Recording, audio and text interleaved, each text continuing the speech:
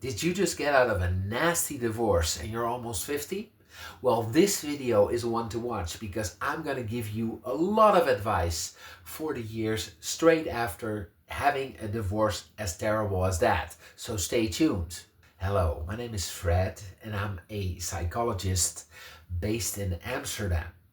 Now, I'm going to give you a lot of advice on how to deal with a divorce after it happens. I think what happens straight after a divorce is oftentimes a lot of practicalities. Of course, there's all these legal issues. There's what to do with the kids, what to do with the house, what to do with the possessions, what to do with the dog. Everything under the sun happened, and of course, you know all about that and how that transpired. And it's also a time of reflection and time of conversations with your family members or your friends. Now, what I want to say about these conversations is that oftentimes what I see happen very often is that people don't really talk. They talk and they talk about feelings, but the way they talk about those feelings is not what actually has transpired. What they oftentimes forget is the whole age issue. We're almost 50 now, and at this time, at this stage in our lives, we never wanted or expected or ever planned for things to go south the way they did. But they did. And now that it happened, we oftentimes forget that we put our whole livelihood into that marriage. We put in all of our money because all of our resources oftentimes go to that marriage and go to the house, go to the car, go to the kids, to go to their colleges, etc., etc. So all of our resources are in it, but also all of our hopes and dreams are in it.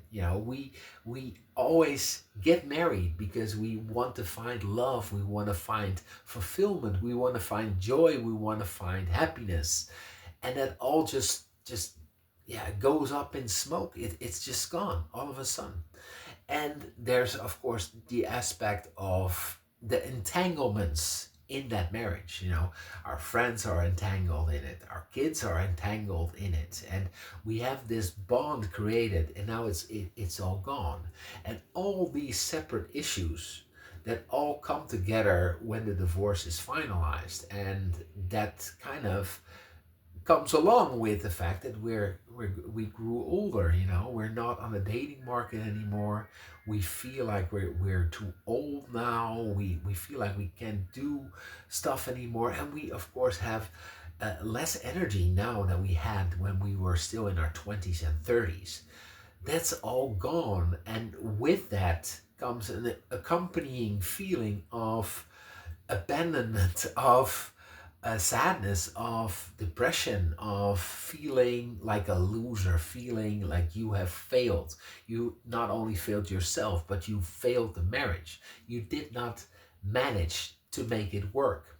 Now, I don't know, of course, your situation. Maybe you have been to counseling and maybe this is a good thing for you, but you have to take into account that all these practical proceedings that now finalized your divorce, still there's a lot of um, resentment and anger left, and a lot of work still to be done about how to get over such a tremendous deal, because that's what it is. That's what a divorce is. And I don't know, I hope you are in a good place right now and you can have an outlet for that. And maybe some friends are just not suited for that. And maybe you even lost a few of your friends because you went through this and they turned out to be not as good as friends that you actually wanted them to be.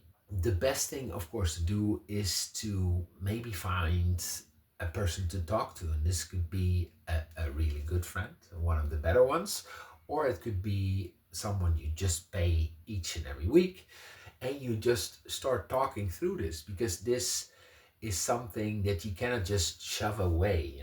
It's a big thing that happened, and I want you to feel that you have an outlet for that. And the second thing you need to do is you need to find the energy to move on. And of course, you've already been doing that, moving on. But how do you move on from here? Well, first of all, you need to get out there again, find love again. And there's so many opportunities now on the internet, some people don't like that, but maybe you can find a great dating site for your age bracket. And that's what you need and want, because going to a pub nowadays is not what it used to. There's a lot of young people there, and the older ones that are there um, usually boost it up a little bit. Maybe I'm exaggerating. I don't know where you live. If you're in New York City, of course, there's many people that are in your current situation, but look them up. And I think the best way to do that is via dating profiles on the internet, which are a lot of them are really serious, and they scan for that. And the better ones, of course, are really easy to access, and they get you in your energy again, because that's what you are missing right now. You're missing the love and the companionship and the excitement that you used to feel.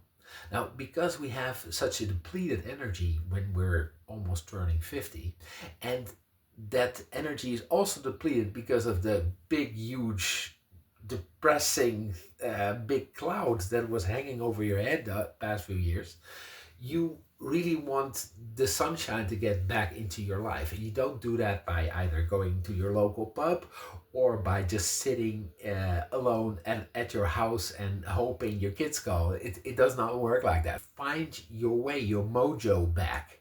And if you cannot get into that quickly, you might want to find help for that as well. What else are you going to do? Are you going to sit at home moping, or are you going to start living again?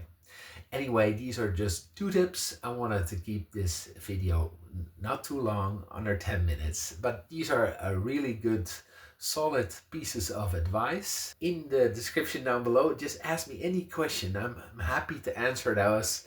My channel has just started. It's 51 now, or almost 51 now. I deal with advice, giving people advice that are almost 50. If it helps, just give me a like underneath, a like and a subscribe, of course, and let me know what you want to know more about getting a divorce and the aftermath of it. Thank you very much for watching this video, and I'll see you in the next one. Bye!